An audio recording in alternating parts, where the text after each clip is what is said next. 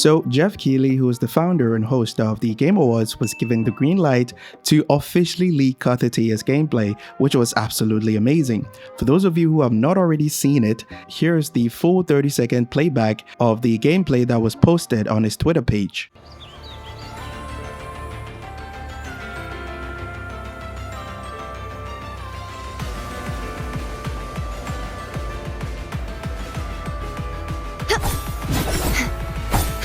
Oceans bow before me.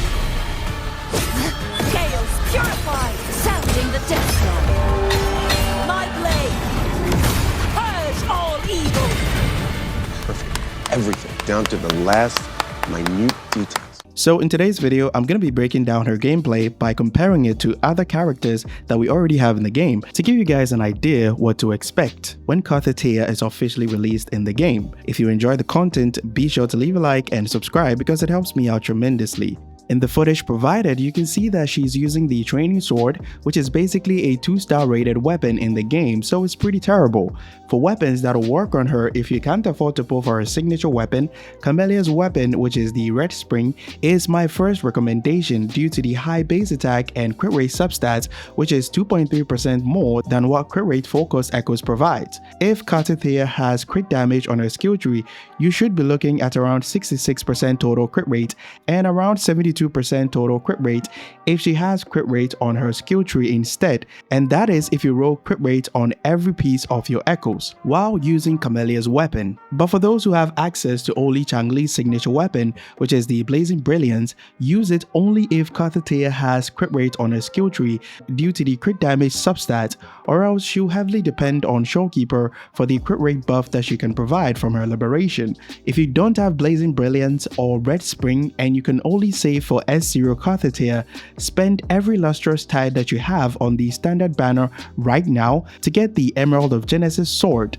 The energy region will be good for her since we saw in the footage that she'll depend on her liberation to do majority of her damage. The rest of the weapon passive buffs attack by 12% in total at Synchronization rank 1 when the wielder casts their skills twice by doing damage. Now, since the other weapons I recommended provide the same 12% attack buff passively without doing anything with the equipped character, and the fact that we don't know if Cartethyia has the ability to use her skills twice to proc the full 12% buff of Emerald of Genesis makes Emerald of Genesis the third best alternative, which is perfectly suited for free-to-play. With regards to her damage type scaling, which could potentially make her synergize with Red Spring for basic attack damage and Blazing Brilliance for resonance skill damage, there's a high chance that she'll scale off arrow erosion damage because her attribute is arrow from her drip marketing, and negative status effects are now a core mechanic of the game,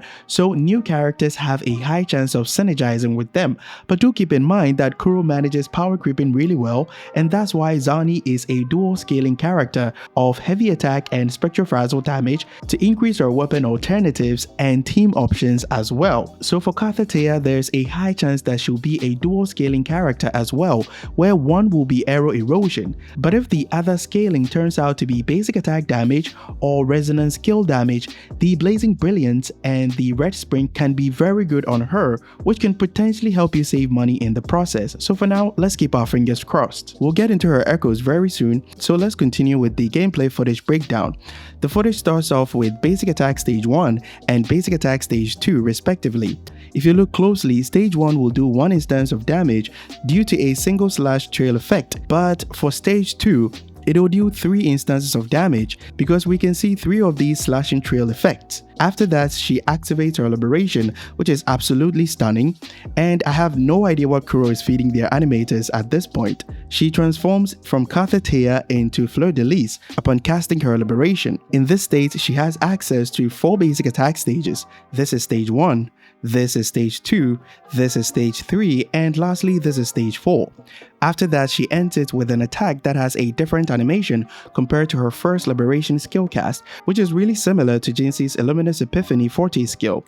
We can't really tell if this animation was a Forte attack because her basic attacks in the liberation state did not hit any enemy to regenerate Forte stacks, as you can see right here.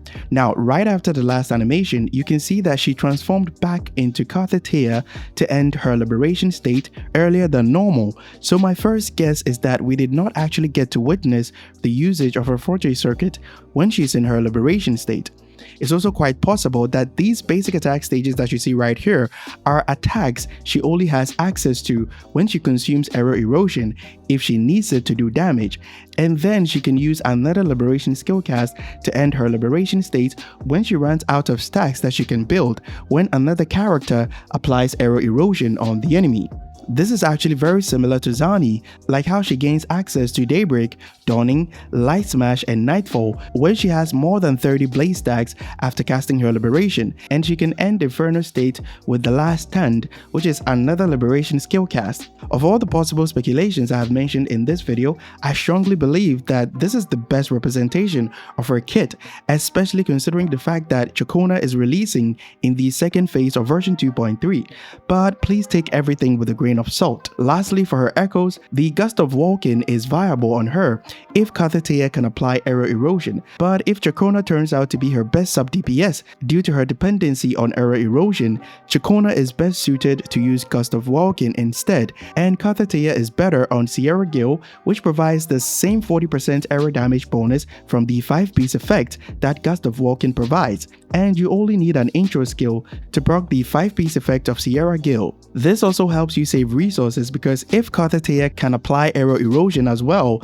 getting 2 sets of Gust of Walking will be resource consuming, and in terms of buffing capabilities, Sierra Gil actually provides a more error damage bonus for the equipped character, because if we ignore the 12% heavy attack damage bonus on the Nightmare Monkey Echo for Sierra Gil, the other 12% error damage bonus is obviously much higher than the 10% error damage bonus that the Fleur-de-Lis Sword Echo provides. So if we don't get a new Sonata effect tailor-made for Cartethyia in version 2.4, Sierra Gil is best in terms of overall stats available to buff her personal damage. Overall, I'm really impressed with Cartethyia's gameplay so far, and I like the fact that we can switch between Cartethyia and Fleur-de-Lis. So in terms of gameplay, I'm not sure she's a character that you can get easily bored with, because you basically get 2 characters, which is Cartethyia and Fleur-de-Lis, for the price of 1. Let me know what you guys think of the gameplay in the comment section below. In case you haven't seen my Ciaconna pre-release analysis video, I'll leave a link in the description, so be sure to check it out if you're interested in knowing